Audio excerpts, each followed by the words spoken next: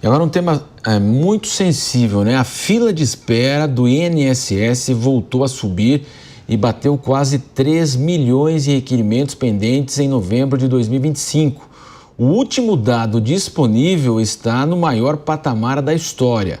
Essa realidade contrasta com a promessa de campanha de presidente Lula de zerar essas análises. Houve uma alta de 172% na fila agora dos benefícios desde a posse do petista em dezembro de 2022. O último ano de Jair Bolsonaro no poder havia cerca então de 1 milhão de pedidos aguardando análise. Cerca de 30% das pessoas da fila, portanto, aguardavam a liberação do benefício de prestação continuada, o BPC, que é dado a idosos a partir de 65 anos e também a pessoas com deficiência. Essa questão até, o brasileiro tem uma memória muito curta, ninguém já esqueceu aquele escândalo do INSS, o Diego Tavares? Sem dúvida nenhuma, Marcelo Matos. Quando nós olhamos para o INSS, nós vemos de um lado um dos maiores escândalos de corrupção do país. De outro, nós vemos essa fila que só se agiganta, demonstrando a incapacidade do Instituto em cumprir o seu papel de manter essa larga rede de benefícios e as aposentadorias dos brasileiros. Nós não podemos chegar a outra conclusão de que nós temos um sistema de previdência falido, que foi reformado há pouco tempo. A nossa previdência foi reformada no início da gestão do presidente Jair Bolsonaro e que muito em breve terá de ser reformada de novo, porque a improdutividade brasileira, infelizmente, acaba não comportando. E aliado a isso, claro, nós temos esse volume bilionário de dinheiro abastecendo escândalos de corrupção. É bem por isso, bem em razão de notícias como a que nós estamos repercutindo agora, que a CPMI do INSS deveria ser tratada com mais seriedade, que o nosso judiciário deveria tratar de uma forma mais incisiva esse escândalo de corrupção. Eu sei que o Brasil tem muita corrupção para ser apurada, tem muita coisa acontecendo ao mesmo tempo, é INSS, é Banco Master, enfim, quando se trata da nossa classe política, dos nossos dirigentes, infelizmente, o que não falta é aquilo para ser investigado, julgado, é gente grande para ser condenada. Mas no caso do INSS, nós estamos falando de pessoas que dependem do pouco dinheiro que recebem para as necessidades mais básicas da vida, pessoas que não têm mais condição de exercerem um trabalho e que, ao contrário, já trabalharam a vida inteira, né? E bem por isso, agora fazem jus a ter aí um pequeno conforto na reta final de suas vidas. E, graças a esses escândalos de corrupção, muitas vezes tem esse pequeno conforto delas retirado. Então, nós precisamos de uma ação mais incisiva, no caso desses escândalos de corrupção, e, sobretudo, uma melhor gestão da coisa pública. É um absurdo que nós tenhamos 3 milhões de brasileiros que não tenham sequer os seus benefícios examinados, que não tenham os seus pedidos examinados pelo Instituto Nacional de Seguridade Social, o que clama, mais uma vez, por melhores padrões de gestão nesse sentido. E, Mota, aquela história, né? Tem aquele meme, né? Que como eu adoro a internet, né? Você digita e aí você se depara numa situação. Então, início do governo Lula, lá em 23. Carlos Lupe promete zerar a fila do INSS no primeiro ano de governo. Ao chegar ao Palácio do Planalto para a cerimônia de posse, o ministro da Previdência disse que pretende reduzir prazo para obtenção do benefício para 5 dias, Mota. E quem dissesse que era mentira estaria sujeito a coisas muito sérias, né? Olha, não há informações suficientes para avaliar o que está acontecendo. A única coisa clara é que é isso, né? A comprovação de mais uma coisa, de mais uma promessa feita em vão, talvez até uma promessa sem qualquer condição de ser cumprida. Mas para um político em campanha, qualquer coisa vale. O que importa é você fazer uma promessa que é completamente inviável.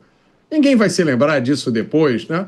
Ou quando se lembra agora, com o caso da internet, que deixa tudo à mão, e daí? Uma promessa que não foi cumprida, mais uma. Agora, o que me chama a atenção, Marcelo, e que me entristece, é ver a quantidade de gente dependendo de auxílio do governo, né? Parece que perto de 1 milhão dessas pessoas que estão esperando aquele benefício de prestação continuada. seja, é gente que precisa receber um dinheiro do governo para sobreviver. Em vez da gente diminuir a quantidade dessas pessoas que dependem de dinheiro do governo, está aumentando. Então eu fico me perguntando, mesmo que essa fila tivesse diminuído, mesmo que esse processo fosse mais rápido, que futuro tem um país como esse que depende, que tem tanta gente dependendo do dinheirinho do governo no final do mês? Dinheirinho que, no final das contas, é bom sempre lembrar, é o dinheiro das próprias pessoas, que elas pagam de imposto toda vez que compram alguma coisa, ou alugam alguma coisa, ou vendem alguma coisa. É muito triste a gente ver isso. Sem dúvida, né, Mota? Eu quero ouvir o Rick Kriegner, porque, sem dúvida, também é muito triste saber, né, que os aposentados foram roubados, né, por um esquema muito bem montado, com participação, inclusive, aí, claro, não dava para fazer tudo isso de uma maneira tão simples assim se não houvesse participação, e todo mundo vai esquecendo. E também no popular, no dia a dia das pessoas, a pessoa fala assim, vão dificultar a aposentadoria justamente para eu não me aposentar, né, Kriegner? Pois é, vão levantando essas notícias aí, trazendo ainda mais medo e insegurança para a população. Agora, a questão que a gente vê aí, né, é a velha pergunta que volta, e se aplica em todas as áreas do governo, inclusive no INSS, que é, e se não roubasse? Qual seria a atual situação, né? Se não tivesse a corrupção, qual seria a situação atual?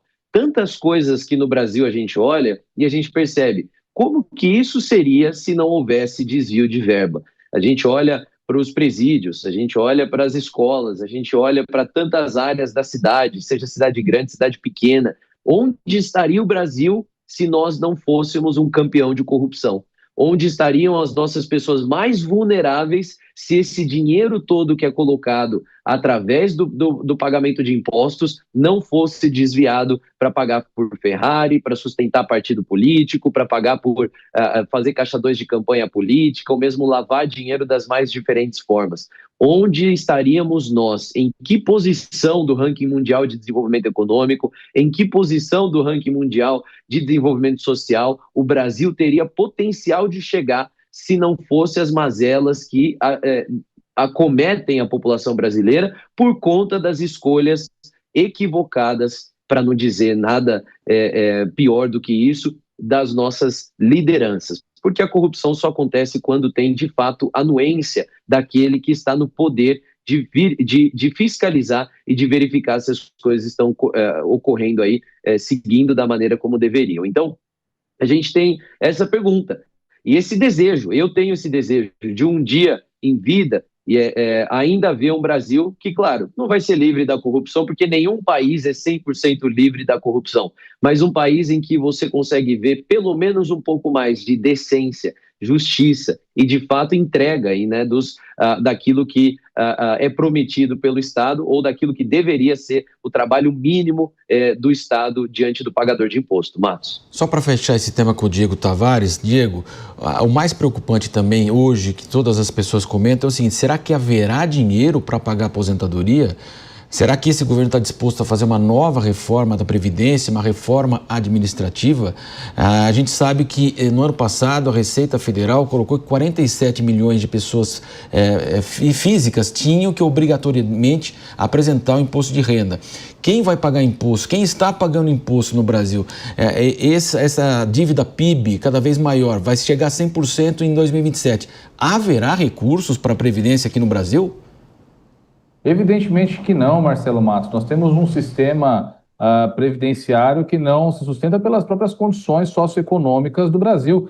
Isso vai muito ao encontro do que nós repercutimos aqui há algum tempo, de que o nosso país hoje tem muito mais pessoas sendo beneficiadas pelo Bolsa Família do que com carteira assinada. Embora o IBGE apresente um número de pessoas maior, significativamente maior, com emprego formal, nós não temos esse número de empregos formais acompanhando o número de pessoas que estariam na aptidão para se aposentarem, por exemplo, porque a expectativa de vida do brasileiro também, nas últimas décadas, vem crescendo. Então, nós temos uma ponta da pirâmide se tornando maior do que a base dessa pirâmide. E esse é exatamente o sistema pelo qual a Previdência funciona. O trabalhador ativo de hoje trabalha, contribui para que a Previdência Social consiga manter a ponta da pirâmide, os aposentados e as pessoas que fazem jus a algum benefício. Essa conta não está mais fechando. Como eu disse, as pessoas estão vivendo mais